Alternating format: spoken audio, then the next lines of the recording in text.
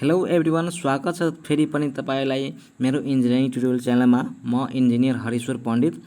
आज तपाईको पोखरा युनिभर्सिटीको 2089 सालको सबै फ्याकल्टीको लागि स्कलरसिपको नोटिस आइसकेको छ, भ्याकेन्सी निकालिसकेको छ। त्यसको बारेमा म सूचना दिन आएको हो र यसलाई मैले सजिलो तरिकाबाट म तपाईलाई बुझाउने छु के कस्तो कुराको मागहरू रहेको छ र कस्तो विद्यार्थीलाई बढी प्राथमिकता दिँदो रहेछ र यो फर्ममा के कुराहरू भर्नुपर्ने रहेछ र कस्तो विद्यार्थीले यो फर्म भर्न पाउँछ, त्यो सबै कुराको बारेमा यो भिडियोमा हुनेछ जानकारी। त्यही भएर पोखरा युनिभर्सिटी जुन विद्यार्थीहरू नयाँ हुनुहुन्छ उसको लागि त यो पुरै टोटल नयाँ नै हुन जान्छ र जुन विद्यार्थीले अलिकति थाहा छ उसलाई सुरुमा ऊ पनि हुनसक्छ। त्यही भएर म हरेक विद्यार्थीले सिम्पलसँग बुझ्नको लागि मैले स्टेपहरू यहाँ अपनाइने छु। पोखरा युनिभर्सिटीमा जुन विद्यार्थी नयाँ हुनुहुन्छ, पोखरा युनिभर्सिटीको वेबसाइट रहेको छ pu.edu.np। सर्च गर्नुस् गुगलमा, तपाईको यसरी पोखरा युनिभर्सिटी भनेर आउँछ। यसमा क्लिक गर्नुस् हैन, अनि यसरी यसको फर्मेट खुलेर आउँछ। अनि तल जानुभयो, आज 5 महिना 16 गतेको दिन 2079 5 महिना 16 गतेको दिन आएको आज हैन। मैले यो पोखरा युनिभर्सिटी स्नातक छात्रवृत्ति सम्बन्धी सूचनामा मैले यो सर्च गरेँ यसरी। यसमा दुईवटा कुरा दिएको छ, दुईवटा पोर्टल दिएको छ। एउटा पोखरा युनिभर्सिटीको स्नातक सम्बन्धी सूचना दिएको छ र एउटा पोखरा युनिभर्सिटीको दरखास्त फर्म। यसमा गएर क्लिक गर्दाखेरि दरखास्त फर्म हुन जान्छ। पोखरा युनिभर्सिटीको स्नातक सम्बन्धी सूचनाको बारेमा म तपाईलाई पहिला भनिदिन्छु हैन। यसमा पहिला जाम, मैले डाउनलोड गरेर मैले पढेको थिएँ यहाँ तपाईलाई नै गर्नको लागि। म यसलाई अलि बङ्ग्याउँछु, यो होरिजोन्टलमा बनाउँछु अनि तपाईलाई म भन्दै जान्छु सर के कुराहरू रहेको छ। पोखरा विश्वविद्यालय स्नातक तहको छात्रवृत्ति सम्बन्धी सूचना प्रकाशित मिति। यो सबै इन्जिनियरिङ फ्याकल्टी सबै फ्याकल्टीको लागि स्कलरसिपको लागि हो है। अब पोखरा विश्वविद्यालयका आंगिक, संयुक्त आंगिक र सम्बन्ध प्राप्त स्कुल तथा कलेजहरूमा म सबै कुरा धेरै डिटेल रूपमा म भन्छु है। हेर्नुस्, पोखरा युनिभर्सिटी नेपालकै 6वटा भनेको इन्जिनियरिङ युनिभर्सिटी जुन पढाइ भइरहेको छ, 6वटा युनिभर्सिटीले इन्जिनियरिङ पढाइ सञ्चालन गरेका छन्। जस्तै भयो Tribhuvan university, Kathmandu university, Pokhara university, Purwanchal university, mid western university, far western university, यसरी गएर त्यो मध्येमा एउटा पोखरा युनिभर्सिटी भयो। पोखरा युनिभर्सिटीको फेरि आफ्नै एउटा आंगिक कलेज हुन्छ जुन स्कुल अफ इन्जिनियरिङ पोखरामा छ र संयुक्त आंगिक कलेज भनेको जस्तै उर्लाबारी भयो, यिनीहरू भयो हैन। त्यस्तै अब सम्बन्ध प्राप्त भनेको एफिलिएटेड कलेजहरू। एफिलिएटेड कलेजहरू धेरै हुन्छ। अब नेपालभरि भ्यालीभित्र त सबैतिर छरिएर बसेको हुन्छ। तपाईँ म्यानेजमेन्टमा हेर्नुहोस् अथवा इन्जिनियरिङमा हेर्नुहोस्, त कम्तीमा सम्बन्ध एफिलिएटेड कलेज भनेको 12-13वटा इन्जिनियरिङ फ्याकल्टीमा छ। यस्तो छ त 3वटा आंगिक कलेज भयो र सबभन्दा मजा कुनमा पढ्नमा आउँछ, आंगिक क्याम्पसमा आउँछ। त्यसपछि संयुक्त आंगिक क्याम्पसमा आउँछ, त्यसपछि सम्बन्ध प्राप्त क्याम्पसमा आउँछ। बुझ्नुभयो कुरा? छात्रवृत्ति सम्बन्धी नियमावली 2065 बमोजिम निःशुल्क छात्रवृत्ति अध्ययनका लागि खुल्ला प्रतियोगिताबाट उम्मेदवार छनौट गर्नुपर्ने हुँदा निम्न योग्यता पुगेका नेपाली नागरिकहरूबाट दरखास्त आह्वान गरिएको छ। विश्वविद्यालयबाट प्राप्त हुन जाने छात्रवृत्ति कोटाहरूमध्ये स्थानीय छात्रवृत्ति र शिक्षक तथा कर्मचारी सन्तति छात्रवृत्ति कोटा बाहेक छात्रवृत्ति कोटा खुला र 40% कोटा अपाङ्ग सहित तथा जनआन्दोलन घाइते यति यो भएको र त्यसलाई फेरि 50% बाँड्ने गरी सुरक्षित गरिएको छ। यसको अर्थ के भयो, जस्तै सपोज हाम्रो 101वटा कोटा छ भने त्यसमा तपाईको 1-2वटा कोटा भनेको जुन पोखरा युनिभर्सिटीमा जुन पढाउँछ नि टिचरहरू, त्यो टिचरको आफ्नो सन्तानको लागि र स्थानीय बासिन्दाहरू हुन्छ नि पोखरा वरिपरिमा बस्ने हो, त्यो व्यक्तिको लागि र शिक्षा कर्मचारीको लागि छुट्याएको हुन्छ। 1-2वटा सायद कुरा हुन्छ कि 1-2वटा भन्दा बढी हुँदैन। त जस्तै 101वटा कोटा छ भने अथवा 102वटा कोटा छ भने इन्जिनियरिङ फ्याकल्टीमा सपोज गरौँ हैन, त त्यो 2वटा कोटा भनेको स्थानीय छात्रवृत्ति र शिक्षक कर्मचारीको सन्ततिलाई जाने हो हैन। अनि त्यसपछि 2वटा गयो भने 100वटा बाँकी भयो।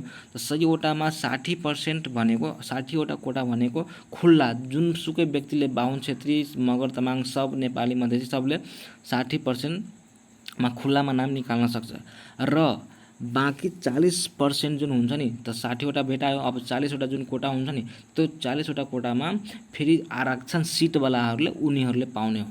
त्यो 40लाई फेरि 50-50मा टुक्र्याएर गर्ने हो। पीडित, दुर्गम अनि दलित यिनीहरूलाई त्यो 40% मा हुन जान्छ। यति कुरा यहाँसम्म बुझ्नुभयो। अब उल्लेख भएअनुसारको विश्वविद्यालयलाई प्राप्त हुन जाने निःशुल्क छात्रवृत्ति कोटामा नियमानुसार सार्वजनिक विद्यालयमा कम्तीमा 6 देखि 10 सम्म अध्ययन गरी एसएसई अथवा एसएलसी उत्तीर्ण गरेको र छात्रवृत्ति छनौट प्रवेश परीक्षामा समेत छलफल भएका उम्मेदवारलाई तेस्रो चरणको एवार्डेड स्कलरसिप एवार्ड लिस्ट छात्रवृत्ति वितरण गरिसकेपछि पनि कोटा रिक्त रहन गएमा छात्रवृत्ति सार्वजनिक विद्यालय कक्षा 6 देखि 10 सम्म अध्ययन गरेका बाहेक अथवा संस्थागत विद्यालयमा अध्ययन गरेको विद्यार्थीलाई भेटाउनेछ। यसको अर्थ के भयो कि यो बढी मान्यता कसलाई दिएको छ? सरकारी स्कुलमा पढेको विद्यार्थीलाई मान्यता दिएको छ, त्यो पनि स्कुल सरहमा। सरकारी स्कुल कक्षा 6 देखि 10 सम्म सरकारी स्कुल पढ्नु भएको छ भने तपाईँलाई धेरै मान्यता छ। फेरि 11-12 को यहाँ सरकारी स्कुल पढ्नु भएको छ भने त्यसको केही पनि यहाँ मतलबै छैन। बुझ्नुभयो कुरा? सरकारी स्कुल 11-12 पढेको मान्छेको महत्त्व कहाँ छ? त्यो भनेको त्रिभुवन युनिभर्सिटीमा छ। बुझ्नुभयो कुरा? यहाँ छैन। त कक्षा 6 देखि 10 सम्म जुन विद्यार्थीहरूले पहिला प्रमाण गराउनु पर्यो, प्रमाण भइसकेपछि इक्जाम दिनु पर्यो, इक्जाम दिइसकेपछि उनीहरूले अब पोखरा विश्वविद्यालयको कर्मचारीहरूले उनीहरूले फर्स्ट लिस्ट पनि भनेको स्कलरसिप एवार्ड गरिहाल्छ। बुझ्नुभयो? फर्स्ट लिस्टमा जुन विद्यार्थीले एडमिसन गरायो त्यो भयो, सेकेन्ड लिस्ट पनि अवार्ड गरिहाल्छ, थर्ड लिस्ट पनि अवार्ड भनेको विद्यार्थीलाई कलेजमा पठाइहाल्छ। यदि त्यो मध्येमा त्यो भनेको प्रोभाइड गरिसके पछाडि त्यो 6 देखि 10 क्लाससम्मको विद्यार्थीहरूलाई फेरि है प्रोभाइड गरिसके पछाडि अझै पनि केही कोटा रिक्त बच्यो भने, बुझ्नुभयो? बच्यो भने बल्ल भनेको प्राइभेट पढेको विद्यार्थीहरूलाई अथवा संस्थागत पढेको विद्यार्थीहरूलाई भेटाउने छ। यति कुरा याद राख्नुहोस्। थर्ड लिस्ट दिइसके पछाडि। साथै सार्वजनिक विद्यालयमा कम्तीमा कक्षा 6 देखि 10 सम्म अध्ययन गरेको बाहेक र संस्थागत विद्यालयमा अध्ययन गरी एसएससी अथवा एसएचसी उत्तीर्ण गरेको अब जुन विद्यार्थी प्राइभेट पढेको छ हैन, त्यो विद्यार्थीलाई एसएलसीको र +2 को मार्कसिट बाहेक अरू केही पनि बुझाउनु पर्दैन। त्यसलाई कुनै पनि सिफारिस लेटर बुझाउनु पर्दैन। यति कुरा याद राख्नुहोस्। अनलाइन फर्म भर्ने मिति कहिले छ भनेको अनलाइन दरखास्त फर्म भर्ने मिति भनेको यो रहेको छ 2089 5 महिना 16 गते बिहीबारदेखि। बुझ्नुभयो? त्यस्तै यसको अन्तिम मिति कहिले रहेको छ? आउँदो 6 महिनाको 5 गतेसम्म यो अन्तिम मिति रहेको छ। यति कुरा बुझ्नुभयो? अब हेर्नुहोस्, न्यूनतम योग्यता कति रहेको छ त्यो कुरा भन्न खोजेको। व्यवस्थापनमा तपाईँको कम्तीमा डी प्लस ग्रेड भएको विद्यार्थीले पनि भर्न पाउँछ। तर विज्ञान तथा प्रविधिमा क को लागि विज्ञान तथा प्रविधि क र विज्ञान तथा प्रविधि ख दुईवटा हुन्छ है। त क मा सबै सबै आउँछन्, सबै इन्जिनियरिङ कार्यक्रमहरू क मा आउँछ। ख मा दुईवटा मात्र आउँछ, bachelor of science in environment and BCA मात्र आउँछ है। त त्यो तपाईँको प्राविधिक तरफमा पढ्नको लागि तपाईँको कमसेकम सी ग्रेड हुनै पर्यो र प्लसमा विज्ञान तथा प्रविधिसँग सम्बन्धित इन्जिनियरिङ कार्यक्रममा सी ग्रेड हुनै पर्यो हैन। त्यसपछि +2 वा सोस्रको बायोलोजी सम्मुख अध्ययन गरेका पनि आवेदन दिन सक्छन्। बायोलोजी पढेको विद्यार्थीले पनि आवेदन दिन सक्छ, तर त्यो 100 मार्क्सको कमसेकम एकचोटि म्याथमेटिक्स पढेको हुनुपर्छ। यसको अर्थ के भयो कि 11 मा त्यसले म्याथमेटिक्स पढ्यो भने 12 क्लासमा म्याथमेटिक्स नपढे पनि उनले यो युनिभर्सिटीमा पढ्न पाउँछ भन्न खोजेको हो। यदि प्रतिशतमा छ भने 45% ले हुन्छ। त्यस्तै विज्ञान तथा प्रविधि ख को लागि पनि सी ग्रेड हुनुपर्छ, सी ग्रेड हुनुपर्छ। बुझ्नुभयो कुरा? मानविकी तथा सामाजिक शास्त्रको लागि डी प्लस ग्रेड भए पुग्छ र पर्सेन्टेजमा छ भने पुग्छ।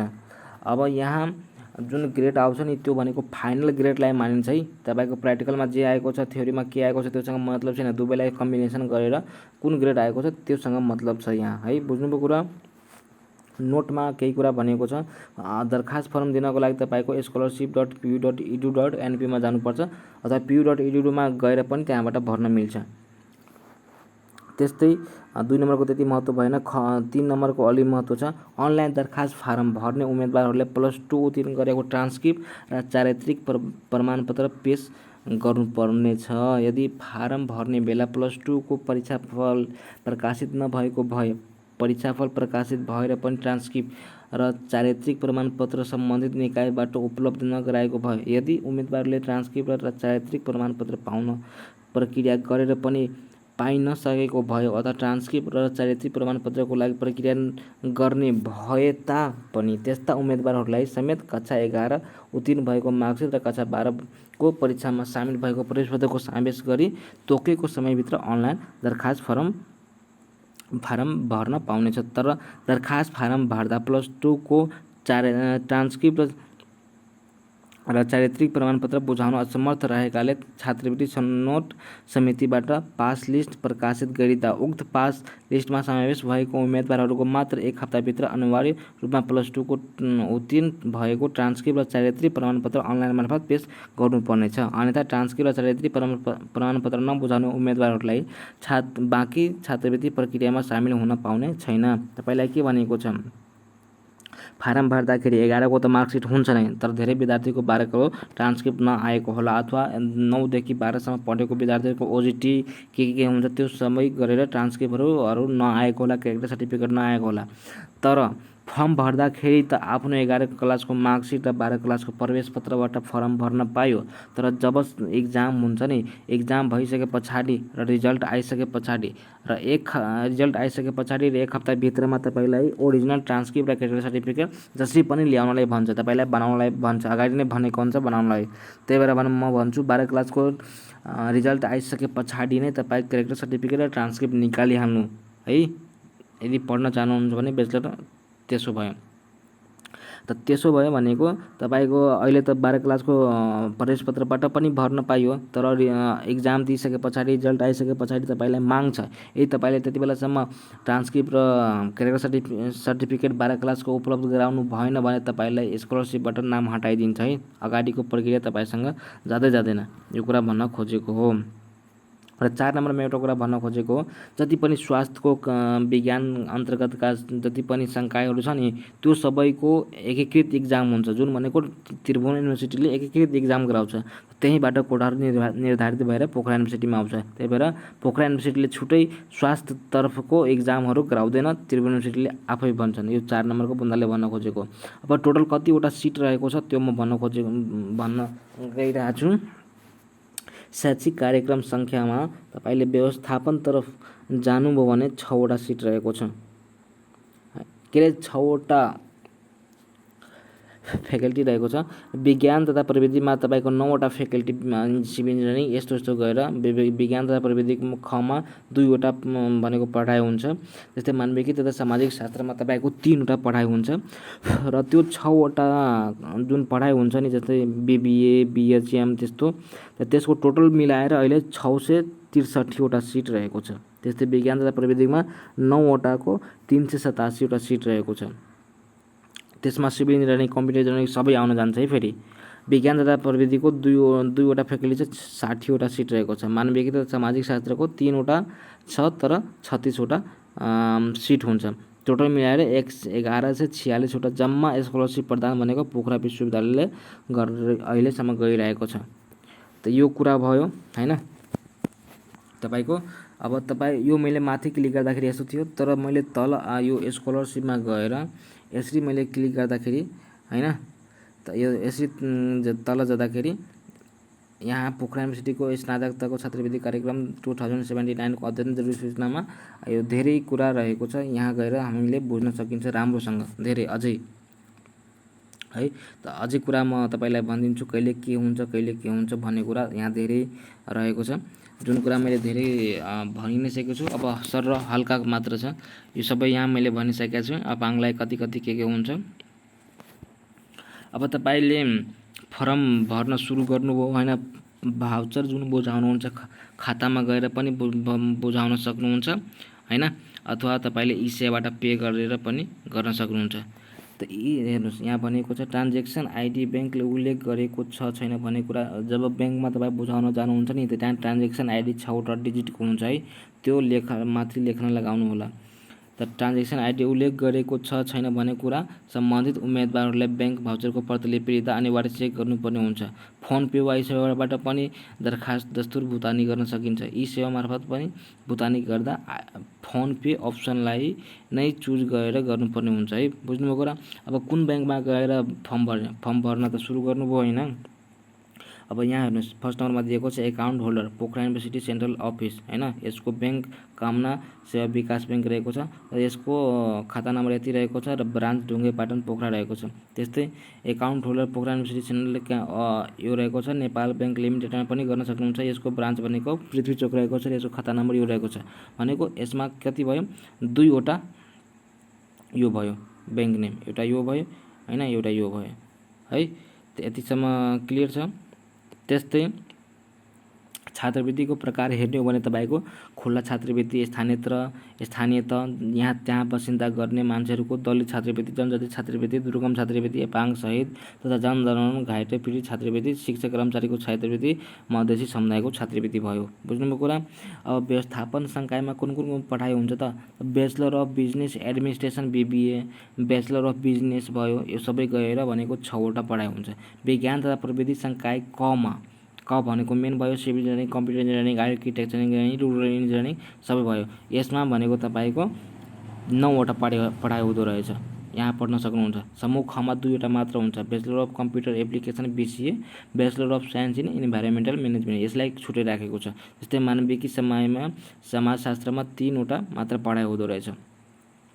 अब दरखास्त दिँदाखेरि के कुराहरू समावेश गर्नुपर्ने हुन्छ त्यो कुरा यहाँ भनिएको छ। दरखास्त दिँदाखेरि तपाईँको सबभन्दा पहिला नेपाली नागरिकताको प्रमाणपत्र हुनु पर्यो। भनेको सार्वजनिक विद्यालयमा कम्तीमा कक्षा 6देखि 10सम्म अध्ययन गरेको विद्यार्थीहरूले भर्दाखेरि के कुराहरूको आवश्यकता पर्छ हेर्नुहोस्। यो सार्वजनिक विद्यालयमा स्कलरसिपमा भर्नको लागि विद्यार्थीहरूको लागि हो है। भनेको प्राइभेट विद्यार्थीहरूले यति कुराहरू फेरि गर्नु पर्दैन। त सरकार स्कलरसिपमा दिनको लागि नेपाली नागरिकताको प्रमाणपत्र, सार्वजनिक विद्यालयमा कम्तीमा कक्षा 6देखि 10सम्म पढेको विद्यार्थीहरूले अनुसूची 2 को फर्म भरेर सिफारिस पेश गर्नुपर्ने हुन्छ। कस्तो हुन्छ त्यो म भन्छु, मसँग इक्जाम्पल पनि छ। त्यस्तै SLC उत्तीर्ण गरेको त्यसको चारित्री र भनेको ट्रान्सक्रिप्ट चाहियो र क्यारियर सर्टिफिकेट चाहियो। त्यस्तै +2 पढेको विद्यार्थीको यो चाहियो। ए लेभल पढेको विद्यार्थी छ भने त्यसको इक्विभ्यालेन्ट गराएर सानो ठेयोबाट त्यो पेश गर्नुपर्ने हुन्छ। इन्जिनियरिङ कार्यक्रम अध्ययन गर्ने उम्मेदवारले सोसँग सम्बन्धित काउन्सिलको प्रमाणपत्र। अब कसैले 9देखि 10सम्म 12सम्म पढेको विद्यार्थी होला नि हैन, उसले इन्जिनियरिङमा दिन खोजेको छ भने त्यसको पनि त केही होला डकुमेन्ट। यो +2 को विद्यार्थीको लागि यो भन्न खोजेको होइन। अपाङ्गमा भर्ने मान्छेहरूले जिल्ला प्रशासन कार्यालयबाट चाहियो अथवा महासङ्घबाट भनेको फोटोकपी भनेको अपलोड गर्नुपर्ने हुन्छ र पछि गएर हार्ड कपी नै बुझाउनु पर्ने हुन्छ। दुर्गम क्षेत्रको पनि व्यक्तिले यहाँ फर्म भर्न पाउनुपर्छ हैन। दुर्गम क्षेत्रको कुन जिल्लाहरू रहेको छ, अछाम, कालीकोट, जाजरकोट, जुम्ला, डोल्पा, बछाङ, बाजुराम, मुगु र हुम्ला, यिनीहरूले दुर्गम क्षेत्रमा फर्म भर्न पाउँछ। दुर्गम क्षेत्रको लागि पनि सिफारिस पत्र उनीहरूले पेश गर्नु पर्यो। जनजाति आदिवासीले पनि भनेको छात्रवृत्तिको लागि दिन पाउँदाखेरि उसले पनि सिफारिस पत्र दिनु पर्यो। उनीहरूको सबैको आफ्नै संस्था हुन्छ है। दलितले पनि दिनु पर्यो, मधेसीले पनि दिनु पर्यो, बेपत्ता पारिएका व्यक्तिहरूले पनि आफ्नो जहाँबाट संस्था हुन्छ त्यहाँबाट दिनु पर्यो। र एउटा कुरा यहाँ मेन इम्पोर्टेन्ट के कुरा रहेको छ यहाँ हेर्न सक्नुहुन्छ, यो हेर्नुहोस् है। यो यसमा के भनिएको छ, छात्रवृत्तिको लागि तोकेको योग्यताको न्यूनतम त विश्वविद्यालयबाट मान्यता प्राप्त शैक्षिक संस्थाबाट उत्तीर्ण भएको मितिले 3 वर्षभन्दा बढी अवधि शैक्षिक प्रमाणपत्रमा उल्लेख भएको दरखास्त लगाउने अन्तिम दिनसम्म नपुगेका मात्र दरखास्त पेश गर्न सक्नेछ। तर शैक्षिक प्रमाणपत्रमा कम्प्लिट डेट मन्थ प्रश्न नखुलेको अवस्थामा सम्बन्धित परीक्षा बोर्ड यतिसम्म। अब मेन कुरा के हो कि यहाँ के भनेको छ, पोखरा विश्वविद्यालयमा जस्तै कुनै पनि विद्यार्थी 2074 सालमा कोही भनेको +2 पास आउट गरियो हैन। त 2074 पास आउट गर्यो भने उसले त्यहाँबाट 3 सालसम्म मात्र एक्जाम दिन पाउँछ। तीनचोटि मात्र उसले एक्जाम दिन पाउँछ।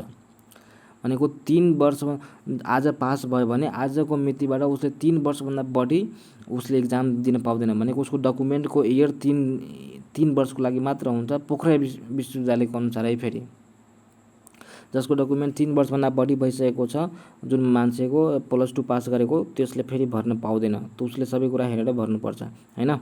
यति कुरासम्म क्लियर नै होला। यो कुराहरू सबै भइसक्यो हो। अब कक्षा 6 देखि कक्षा 10सम्म जुन विद्यार्थीहरू सरकारी स्कुलमा पढेको छैन त त्यो प्राइभेट भयो। त्यो विद्यार्थीलाई कुन डकुमेन्ट चाहिन्छ त्यो भनेको 3 नम्बरमा छ। यो 3 नम्बरमा त्यो पहिला गभर्नमेन्टमा पढेको विद्यार्थीहरूको लागि त्यति चाहिएको थियो है, याद राख्नुहोस्। गभर्मेन्टमा पढेको विद्यार्थीको, यो प्राइभेट पढेको अथवा संस्थागत पढेको विद्यार्थीको लागि यति हो। नागरिकता चाहियो, एसएलसी को चाहियो, +2 को चाहियो, ए लेभलको छ भने त्यो चाहियो र सार्वजनिक विद्यालयमा अध्ययन गरेको प्रमाणित हुने अनुसूचीको फर्म प्रमाणित गरी पेश गर्नु पर्यो। जस्तै अब 6 देखि 10 मा पढेको छैन, 9, 10 पढेको छ भने त्यो उसले गराउँदा हुन्छ, तर उसको लागि मधेसी प्रमाणपत्र दलित यताउताको प्राइभेट विद्यार्थीको लागि चाहिँदैन है। यति कुरा याद राख्नुहोस्।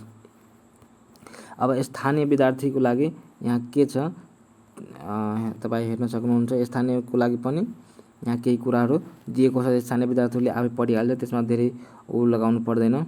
शिक्षक तथा कर्मचारी सञ्चालनको लागि पनि छ, यो म धेरै यहाँ भनिराख्नु पर्दैन मलाई।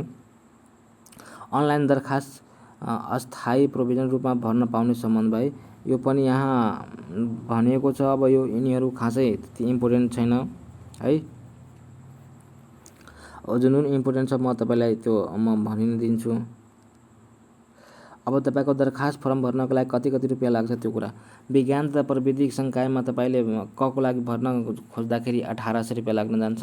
विज्ञान तथा प्रविधि संकाय खमा भर्न चाहनुहुन्छ भने 1700 रुपियाँ लाग्न जान्छ। त्यस्तै व्यवस्थापन संकायका लागि भर्न चाहनुहुन्छ भने 1600 रुपियाँ लाग्छ। मानविकीको लागि भर्न चाहनुहुन्छ भने तपाईँको 1500 रुपियाँ लाग्न जान्छ है। यति कुरा तपाईँ बुझिराख्नुहोस्। र नोटमा तपाईँको यहाँ भनिदिया छैन फर्म भर्न जाँदाखेरि कुन व्यवसायमा हो, कुन के हो त्यो राम्रोसँग भर्नु होला भनेर त्यो भर्न खोजेको हो, ताकि उनलाई उसले त्यो मान्छे कुनमा भरेको त्यो फर्म रुजु गर्दाखेरि मान्छेहरूले राम्रोसँग चिन्न पाइयोस् भनेर। अब कुनमा गएर भर्ने हो, pu.edu.np मा गएर भर्ने हो होइन। अनि त्यसभित्रको स्कलरसिप भन्ने पोर्टलमा अनलाइन दरखास्त फर्म भर्ने मिति 5/16बाट सुरु हुनेछ होइन। अनि कहिलेसम्म हुन्छ, 6/5सम्म मात्र भर्न पाइन्छ। र प्रवेश पत्रको वितरण अनलाइन दरखास्त फारम सादर भएको समय उम्मेदवारहरूको अनलाइन मार्फत नै प्रवेश पत्र प्राप्त गर्ने व्यवस्था हुनेछ। अनलाइनबाट प्रवेश पत्र प्राप्त गरेको समय तालिका सबै कुरा उनीहरूले बताउनेछ। परीक्षा हुने मिति भनेको यही 6 महिना परीक्षा 6 महिना 28 गते 8 बजे व्यवस्थापनको संकायको मात्र हुनेछ र 6 महिना 28 गते दिउँसो शुक्रबारको दिन मानविकी तथा सामाजिक संकायको हुनेछ। त्यस्तै 6 महिना 29 गते 8 बजे विज्ञान तथा प्रविधि संकायको क को हुनेछ र 29 गते 1 ख को हुनेछ भनेको त्यही दिन एक्जाम हुनेछ। परीक्षाको किसिम के हुनेछ? परीक्षाको किसिम भनेको वस्तुगत भनेको अब्जेक्टिभ एक्जाम हुनेछ है। यति कुरा याद राख्नुहोस्। र परीक्षा केन्द्र भनेको तपाईँले पोखरा युनिभर्सिटीमा आएर नै दिनुपर्ने हुन्छ। कास्की पोखरामा आएर नै दिनुपर्ने हुन्छ है। तपाईँको अब यहाँ सिलेबस पनि दिइसकेका छ। पोखरा विज्ञान तथा प्रविधि संकाय अन्तर्गत समूह क को लागि फिजिक्सबाट 40 होइन, केमिस्ट्रीबाट 40, म्याथबाट 40 र इङ्ग्लिसबाट 30 यति, अनि 150 मार्क हुनेछ होइन। अब कमसेकम तपाईँले 80-70 काटाउनु पर्ने हुन्छ होइन, नियरली सिभिल पाउनुको लागि। र तपाईँको बिबिए को लागि म्यानेजमेन्टको लागि तपाईँको इङ्ग्लिस 40 मार्क्स भयो, क्वान्टिटिभ एबिलिटी 40 मार्क्सको भयो, लजिकल रिजनिङ 40 मार्क्सको भयो, जेनरल अवेरनेस 30 मार्क्सको भयो। तपाईँको पनि त्यही भयो 150 मार्कको। मानविकीको लागि पनि त्यही कुरा रहेको छ है। यति कुरा त बुझ्नुभयो। र फेरि तपाईँको विज्ञान तथा प्रविधि संकायको ख को लागि फेरि फरक छ है, त्यसको सिलेबस याद राख्नु होला। विज्ञान तथा प्रविधि संकायको तपाईँको म्यानेजमेन्ट जस्तै सिलेबस हुन जान्छ। विज्ञान तथा प्रविधि संकायको नोटहरू प्रश्नपत्रहरू 10+2 भनेको +2 कै पाठ्यक्रममा आधारित हुन्छ र सबभन्दा सजिलो हुन्छ। यति कुरा याद राख्नुहोस् तपाईँहरू है। त यो भयो यति नोटिस। त्यसपछि म ब्याक गएँ। अब हेर्नुहोस्, यो माथिको थियो। अब सेकेन्डहरू मैले क्लिक गर्दाखेरि यस्तो आउन जान्छ होइन। त्यसमा पनि केही डाइरेक्सनहरू दिएको छ फर्म भर्नको लागि। प्रोफाइल सेटअपहरू गर्नुपर्छ, यताउता त्यो गर्नुपर्छ भन्ने कुरा होइन। जेपिजी फाइलमा राख्नुपर्छ, फोटो मोबाइलबाट फोटो गएर एकदम राम्रोसँग स्क्यान गर्नुपर्छ। त्यो सबै कुरा राम्रोसँग भनिएको छ। त त्यो मैले फर्म भर्दाखेरि तपाईँलाई म त्यो कुरा फर्म भरिदिन्छु। के अरे म एउटा स्याम्पल लिएर आउनेछु होइन। अनि त्यसमा मैले तपाईँलाई जानकारी दिनेछु है। एउटा म भिडियो लिएर आउनेछु अनि त्यसमा मैले जानकारी दिनेछु के कस्तो तरिकाले फर्म भर्नुपर्छ। र तपाईको अनुसूची फर्म भनेको कस्तो भर्नुपर्छ, अनुसूची फर्म भनेको तपाईको यो रहेको छ है, यस्तो रहेको छ अनुसूची फर्म। तपाईले यसलाई प्रिन्ट गरेर अनि आफ्नो गाउँपालिका नगरपालिकामा जहाँ जहाँ स्कुल छ त्यहाँ त्यहाँ गएर तपाईले छाप लगाउनु पर्ने हुन्छ।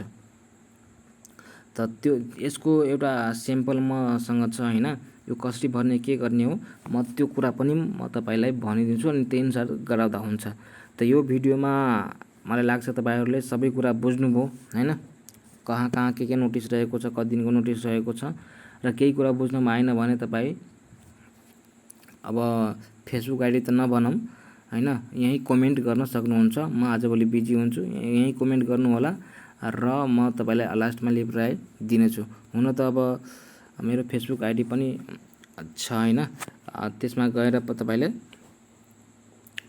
मेसेज गर्न सक्नुहुन्छ। मैले टाइम भए अनुसारको म तपाईलाई रिप्लाई दिनेछु है। मेरो यो फेसबुक आइडी रहेको छ, यहाँ गएर पनि मेसेज गर्न सक्नुहुन्छ। सकेसम्म मैले रिप्लाई दिने कोसिस गर्छु, रिप्लाई आएन भने त्यसको लागि सरी है फेरि।